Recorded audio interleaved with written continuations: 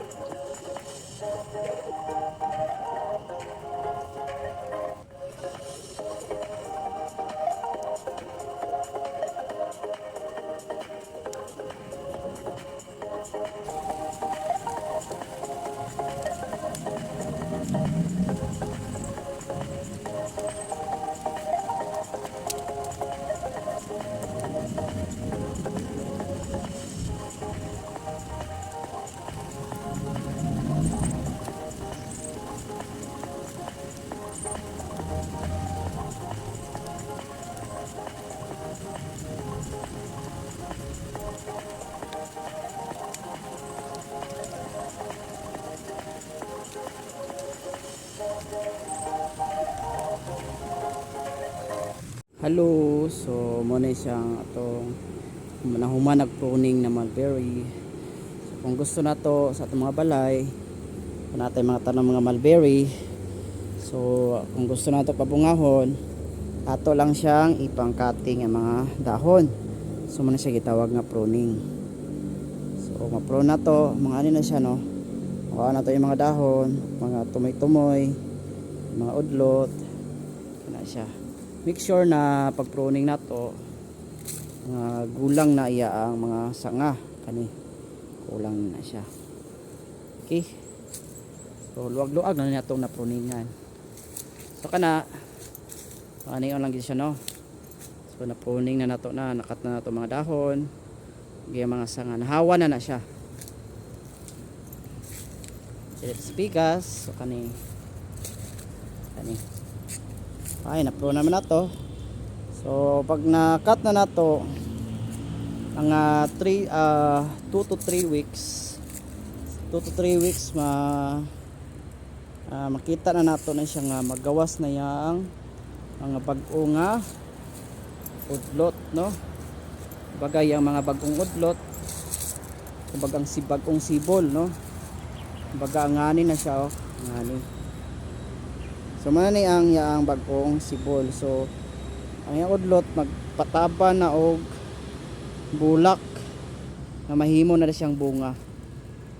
Okay, so ang ani ka luag na atong natuningan na malbi. Kaya diya sa likod, sa yang kilid kanan. Ato na linyahan. Okay. So ulat lang tanig mga 45 days ikan sa pagpruning, makita na nato ang mga bunga ani. Kanya atong mulberry nga gipruningan. So kanadayon pwede na dayon ta pwede na nato na siya mga hinog na, pwede na nato nakauno na dayon. Makakaon na dayon ta sa mga bunga ani atong mulberry. Okay, so marami siya update no. So puhon mamunga na ni ato ra ning i-update ug ato ra ni siyang ipakita kung sa resulta sa atong pruning na mulberry. So katulang daghang salamat, maayong adlaw kanatong tanan.